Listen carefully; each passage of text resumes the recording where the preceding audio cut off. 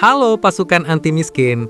Bayangkan kalian lagi berantem hebat sama mantan, tiba-tiba tetangga satu komplek dateng bawa makanan sambil bilang, "Udah, jangan ribut, nanti harga tanah di sini turun." CNN Indonesia baru saja melaporkan, negara-negara Arab sekarang lagi gercep, gerak cepat memperkuat diplomasi buat ngerem eskalasi Iran dan Amerika Serikat yang makin memanas. Apakah mereka tulus pengen damai? Atau mereka cuma takut kalau rudal nyasar ke sumur minyak mereka?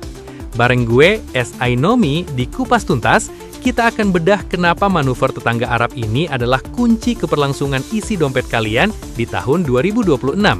Jangan berkedip, karena gue akan bongkar data rahasia soal kenapa Qatar dan Saudi mendadak jadi polisi moral dunia.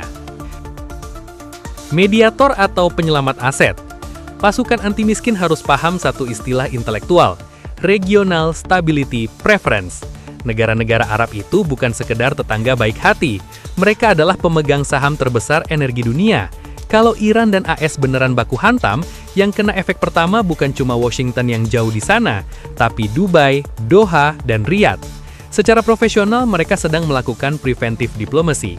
Mereka sadar bahwa ketegangan ini sudah masuk ke fase negatif sum game, kondisi di mana semua pihak bakal rugi kalau perang pecah. Lucunya begini, dulu mungkin mereka musuhan, tapi sekarang, jangan perang dong, bursa saham kita lagi bagus nih. Inilah yang disebut transformasi dari ideologi ke pragmatisme ekonomi. Analisis manuver Qatar dan Saudi. Nah, di sini serunya, Arab Saudi dan sekutunya sekarang lagi mainin peran shuttle diplomasi.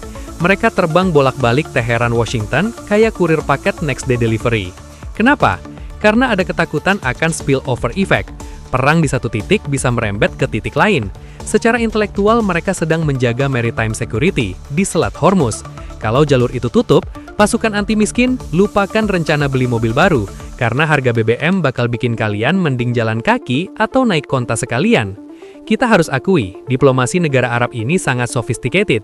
Mereka nggak pakai urat, mereka pakai duit dan pengaruh buat bikin AS dan Iran duduk satu meja lagi. Dampaknya ke dompet kita. Kenapa kalian harus nonton sampai habis? Karena diplomasi ini adalah market stabilizer. Begitu berita negara-negara Arab turun tangan ini keluar, pasar saham yang tadinya merah membara langsung dapat nafas buatan. Ini yang kita sebut psychological cushioning. Pasukan anti miskin, kalian harus jeli. Saat para sultan Arab ini bergerak, itu adalah sinyal bahwa rantai ekonomi nggak akan dibiarin jebol. Secara makro, ini adalah momen arbitrage, di mana kalian bisa melihat peluang investasi di tengah ketidakpastian. Kalau mereka berhasil meredam eskalasi, aset-aset beresiko bakal rebound. Tapi kalau gagal, ya kalian tahu sendiri, emas tetap jadi raja. Teori konspirasi. Siapa yang setting? Apakah ini semua cuma geopolitical theater? Sebuah drama yang sudah diskenariokan supaya harga komoditas bisa dimainkan. Secara intelektual, kita nggak boleh naif. Ada kepentingan hegemoni regional di sini. Arab Saudi pengen nunjukin ke dunia kalau mereka bukan cuma penjual minyak, tapi pemimpin perdamaian. Ini adalah bentuk soft power yang sangat mahal harganya. Mereka ingin membuktikan bahwa tanpa campur tangan Eropa pun, Timur Tengah bisa beresin masalahnya sendiri. Ini adalah tamparan buat diplomasi Barat yang seringkali cuma bawa sanksi tanpa solusi. Jadi pasukan anti miskin, kesimpulannya adalah saat tetangga mulai ikut campur urusan rumah tangga orang lain, biasanya ada kepentingan bersama yang sedang dipertaruhkan. Kita dukung upaya diplomasi ini bukan cuma demi perdamaian dunia, tapi demi kestabilan harga kebutuhan pokok kita semua. Menurut kalian, apakah langkah negara-negara Arab ini bakal berhasil? Atau AS dan Iran emang dasarnya udah toksik dan gak bisa disatuin lagi?